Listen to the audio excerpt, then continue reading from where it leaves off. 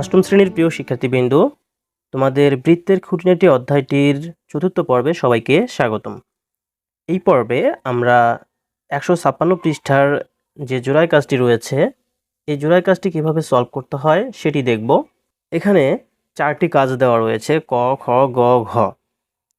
ক নম্বরে বলা রয়েছে ভিন্ন ভিন্ন ব্যাসার্ধের কয়েকটি বৃত্ত আঁকো। তাহলে আমাদেরকে কয়েকটি বৃত্ত আঁকতে হবে ভিন্ন ব্যাসার্ধের। চলো আমরা উত্তরগুলো দেখে নেই। তাহলে দেখো, বৃত্ত 1, বৃত্ত 2 এবং বৃত্ত 3, এগুলো দেখো ভিন্ন ভিন্ন ব্যাসার্ধের। প্রথমটি হচ্ছে ছোট, তার থেকে একটু বড় 2 নাম্বার বৃত্তটি, তার থেকে আরেকটু বড় 3 নাম্বার বৃত্তটি। এগুলো হচ্ছে ভিন্ন ভিন্ন ব্যাসার্ধের বৃত্ত। তাহলে ক নাম্বারের উত্তরটা আমাদের হয়ে গেল।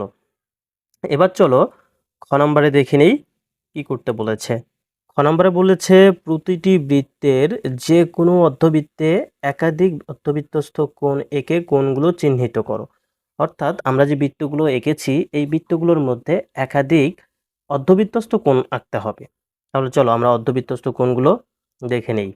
দেখো, আমরা লিখেছি খ নম্বরে প্রতিটি বৃত্তের যে কোনো অর্ধবৃত্তে একাধিক অর্ধবৃত্তস্থ কোণ এঁকে কোণগুলো চিহ্নিত করা হলো। যেহেতু চিহ্নিত করতে বলেছে এই জন্য দেখো, এটা একটা পুরোটাই একটা বৃত্ত।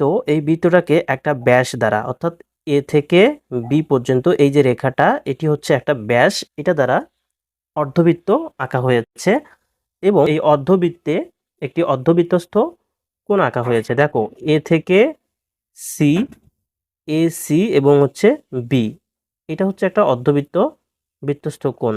আবার এ ডি বি, এটা একটা অর্ধবৃত্তস্থ কোণ।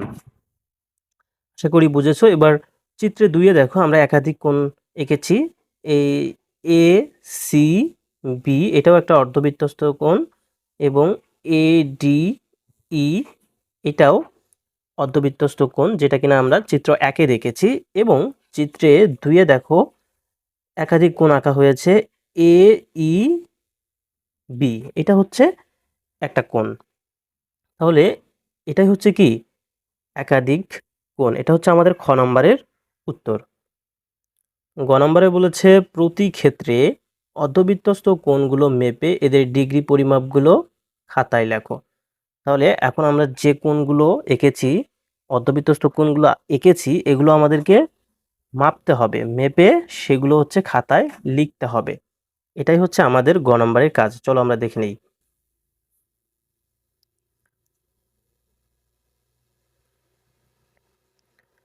তাহলে আমরা গ নম্বরে লিখেছি প্রতি ক্ষেত্রে অর্ধবৃত্তস্থ কোণগুলো মেপে ডিগ্রি পরিমাণগুলো খাতায় লেখো।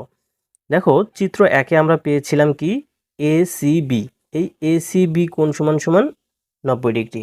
আমি আগে বলেছিলাম তোমাদেরকে যে কোনো বৃত্তে অর্ধবৃত্তস্থ কোণ তৈরি করলে বা অর্ধবৃত্তস্থ কোণ আঁকলে সেটা হয় এক সমকোণ। আর আমরা জানি এক সমকোণ সমান সমান কত ডিগ্রি? 90 ডিগ্রি। তাহলে আমাদের অর্ধবৃত্তে আমরা যে কোণগুলো এঁকেছি তার সবগুলোই 90 ডিগ্রি।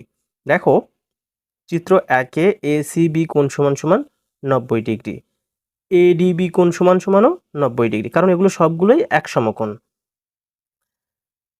চিত্র 2-এ দেখো এ সি বি কোণ সমান সমান 90 ডিগ্রি, এ ডি বি কোণ সমান 90 ডিগ্রি, এ ই বি কোণ সমান সমান 90 ডিগ্রি। আশা করি তোমরা বুঝেছো। এটা খুবই ইজি। তোমরা যদি খ নম্বরের চিত্রটা দেখে থাকো তাহলে এটা গ নম্বর ইজিলি করতে পারবা। হ্যাঁ, এরপর ঘ নম্বরে কি বলা রয়েছে, ঘ নম্বরটা আমরা একটু দেখে নেই।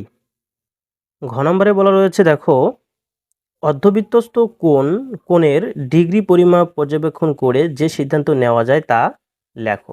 আমাদের এখন সিদ্ধান্ত নিতে হবে, অর্থাৎ সিদ্ধান্তটা লিখতে হবে।